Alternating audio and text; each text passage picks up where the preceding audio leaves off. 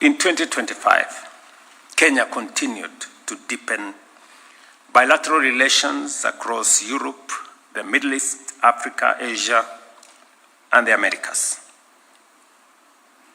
These engagements strengthened cooperation in trade, investment, security, migration, climate action, education, and technology, while expanding people-to-people exchanges. I am very happy that in the last 3 years we have been able to conclude, sign, ratify the Economic Partnership Agreement with Europe. It was quite a very proud moment to sign that contract here. We have also concluded the CEPA agreement with UAE. We have also almost concluded now the agreement with China. And my Minister for Trade will be leaving the day after tomorrow to conclude the negotiation, the bilateral trade agreement with the United States.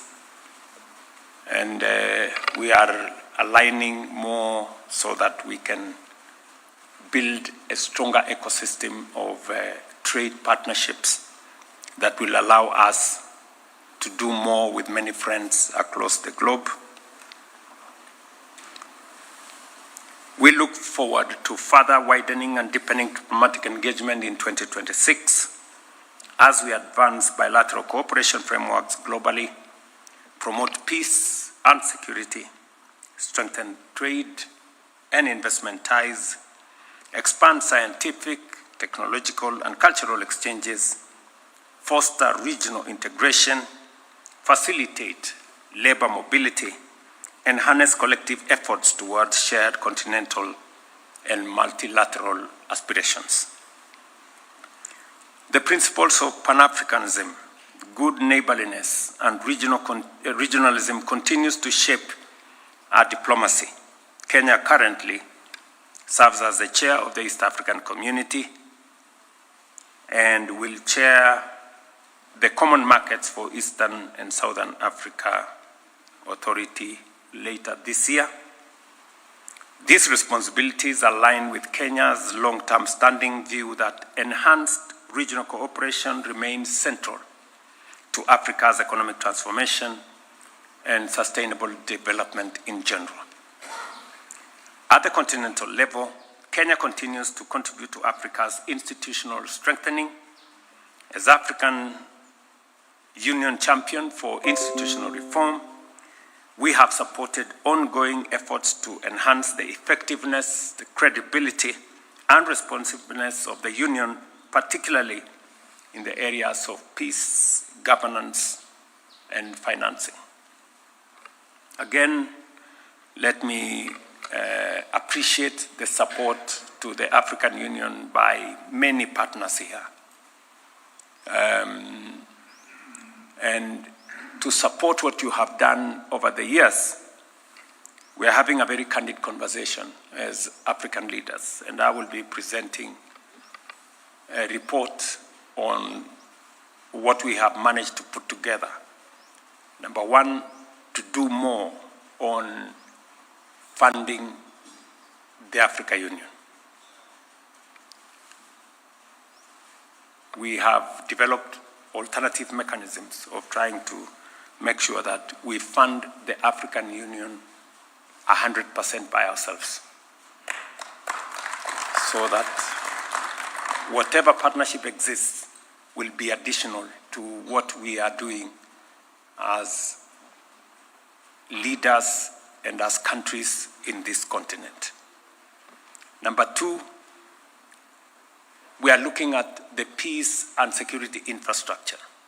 The peace fund we have at the AU require re-engineering. We have made proposals, and we will ask for support from friends and partners so that African peace interventions, as was passed by the UN resolution, I think 2279 or thereabout, that says that African Union or African peace security interventions will be funded by assessed contributions of the UN, so that we can be able to take charge of the hotspots in our region. But aside from that, we are also looking at what we can do on the African standby force to be able to manage the security challenges in our region more. I will be making this presentation to my colleagues this weekend. We are also looking at making the African Union much more accountable. Today, there is a disconnect between the Pan-African Parliament and the executive institution of the African Union. We want to see how budgets can be approved, improve the efficacy of the Pan-African Parliament, and we've made concrete proposals on that, how that can be done. And then finally, we want to create much more accountability by finally bringing into force the African Court of Justice. Today, if there are disputes between institutions of the AU, there is no mechanism of adjudicating. Today, if there are disputes between countries, there is no mechanism of adjudication. Thankfully, the instruments for the establishment of the African Court of Justice have already been ratified. They have already been signed. What is only remaining is the actualization. So, again, we will be making those proposals. In addition, as chair of the Committee of African Heads of State on Climate Change, Kenya has advanced the coordinated African position on climate action, climate finance, and adaptation, ensuring that Africa's priorities are clearly articulated and pursued in unity with global processes. Kenya also looks forward to hosting the Africa France Summit in May this year, which will showcase Africa's innovative capacity and demonstrate the strength of cross-continental partnerships. It will be the first time that an Anglophone country will be hosting a French Africa.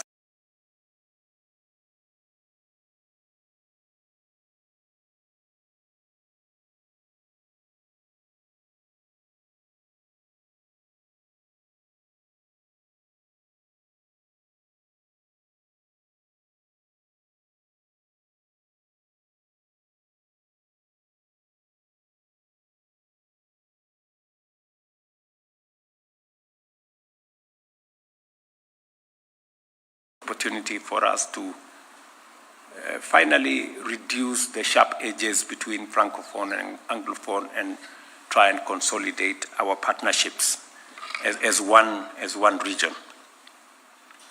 There will be private sector engagement. We're trying to get the highest level of participation from African entrepreneurs, business people, and investors, and to see how we can consolidate that position.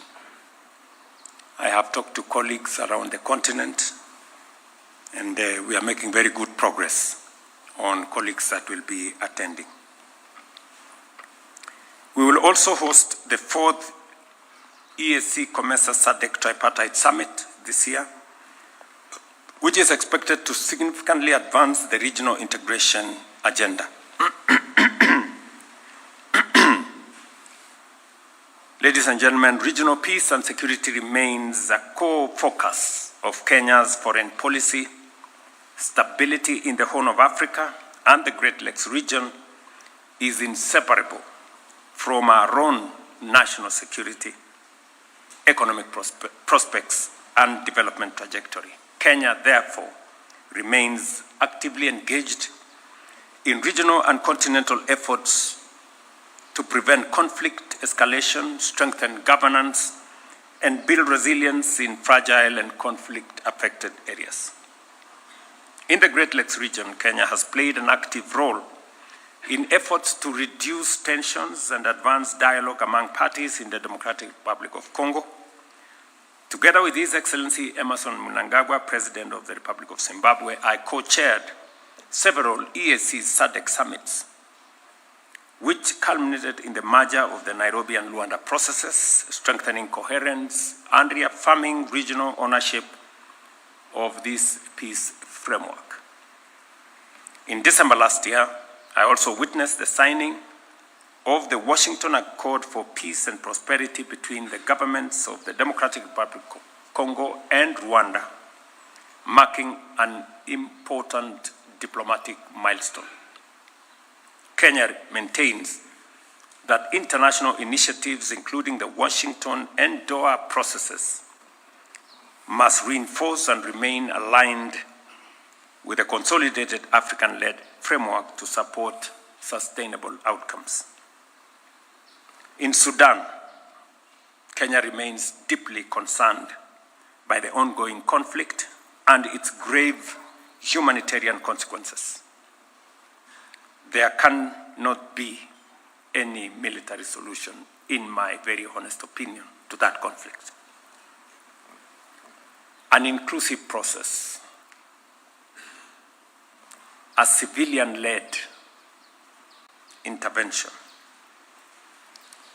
that brings parties on board, in my opinion, is the only viable path forward. I have had a candid conversation with friends across the continent, with friends across the globe. I have brought up this issue with President Trump. I have brought up this issue with President Macron. I have brought up this issue with the new Chancellor of Germany. My minister here has been to the UK. We have had many engagements. It is still my and Kenya's concern that the situation in Sudan is grave. It is very serious. And global attention must be focused in Sudan, because what is going on in Sudan is completely inhuman. And the international community must do whatever it takes to make sure that we take charge of that situation. Kenya, we will play our role. We have offered a place for dialogue here in Nairobi. We have offered corridors of humanitarian support where it is needed. We have serviced Sudan in the past from Lokichogio Airport here in Turkana. I have made all that available to the international community, and we will play our part in making sure that we deal with the situation in Sudan. In South Sudan, Kenya reiterates its call to all parties to fully honor their commitments under the revitalized peace agreement. I did speak last evening with President Salva Kiir, and hopefully we will be able to have a meeting later this week or early next week, because the Tumaini initiative that was, in my opinion, a viable pathway towards resolving the issue in South Sudan was sabotaged by political interests. Sudan has finally come back to say maybe we should relook at it again, and I am very open to working with South Sudan in making sure that Kenya supports the peace efforts in that sister country, and we look forward to working with the Troika and all the other partners that are involved in South Sudan. I know there is a feeling by colleagues and partners that everybody is concerned about South Sudan, except you know who. In Somalia, Kenya continues to encourage constructive dialogue between the federal government and the federal member states as the foundation for national cohesion and effective governance. We underscore the importance of predictable financing and a conditions-based transition in the Africa Union support and stabilization mission to safeguard hard-won gains that may go to waste if we do not manage the transition properly. Beyond our immediate region, Kenya continues to contribute responsibly to global peace and security.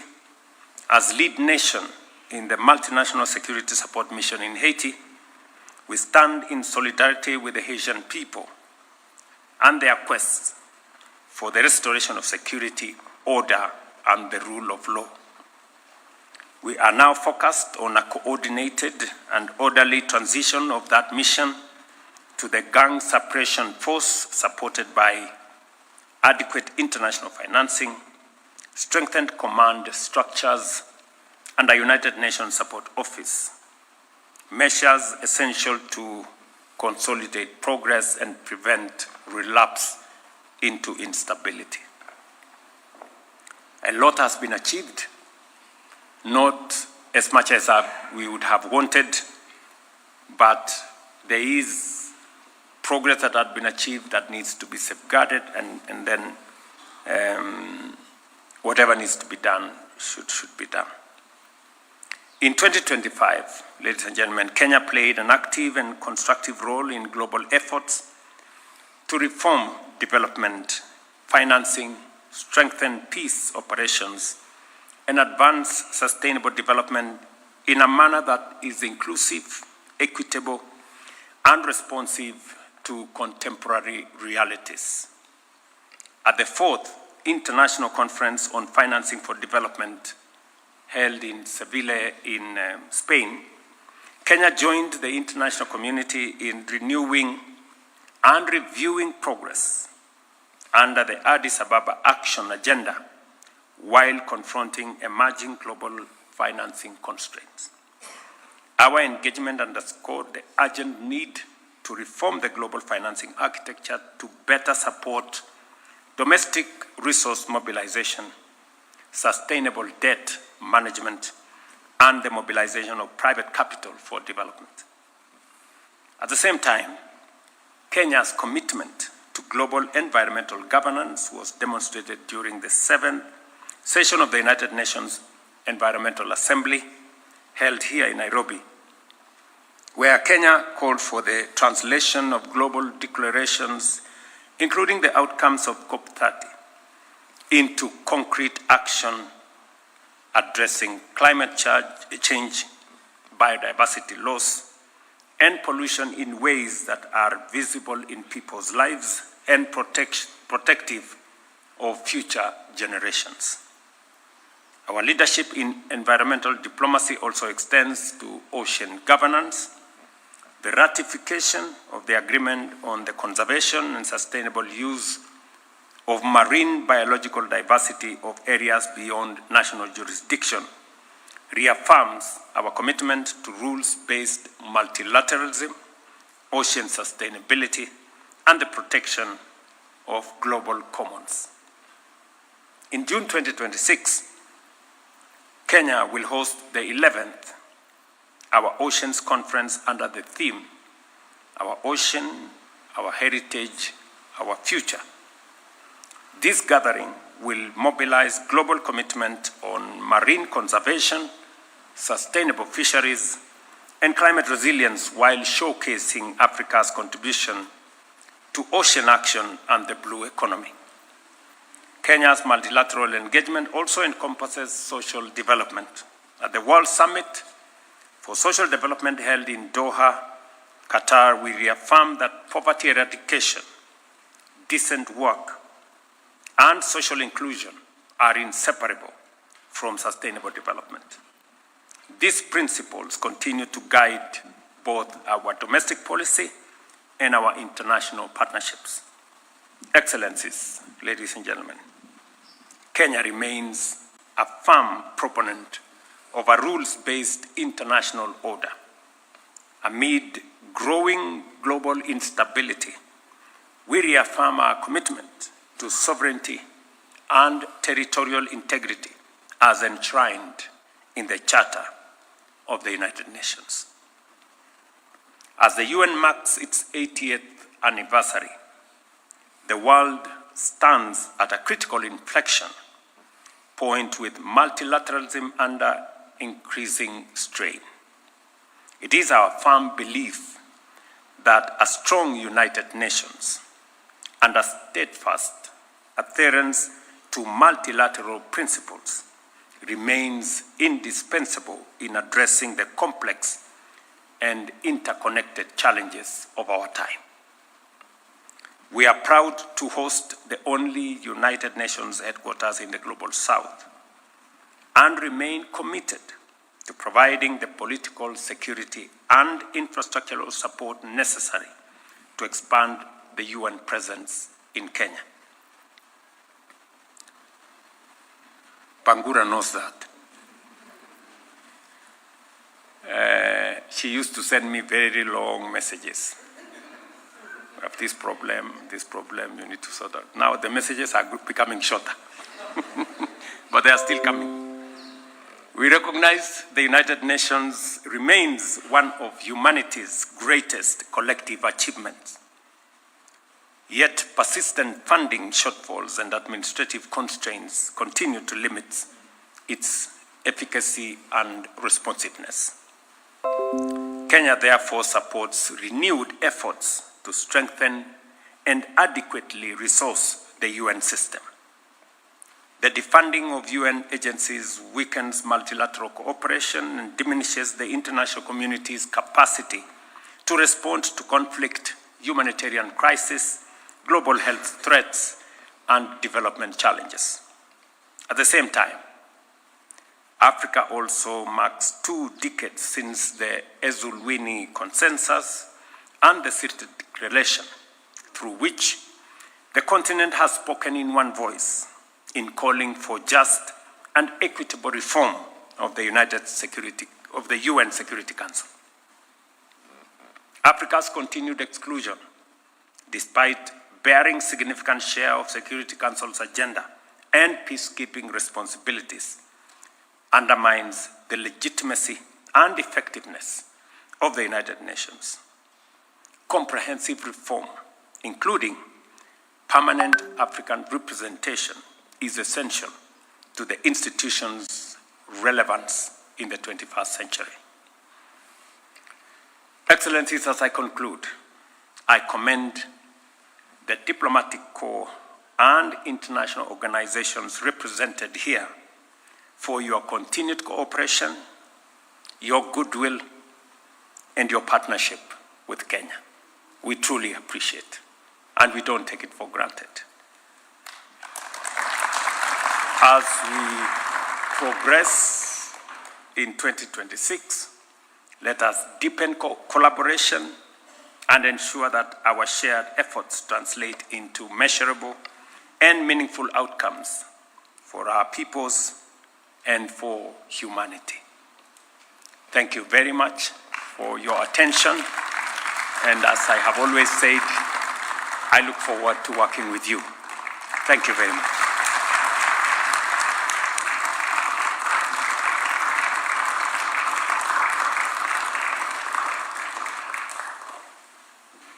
I don't know, just hold on. Yeah, let's take our seats.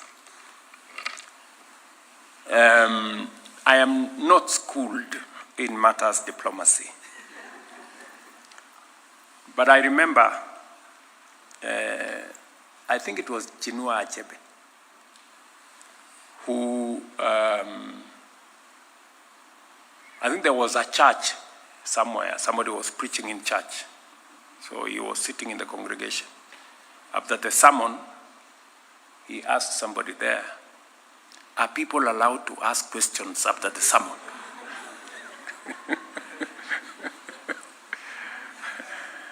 So I don't know whether in diplomacy, are people allowed to ask any clarifications if there is need for any? I don't know.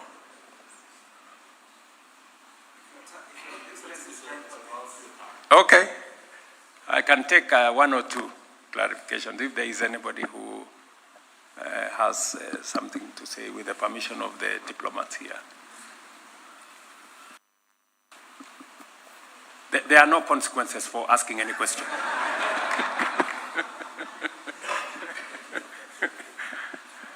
Okay.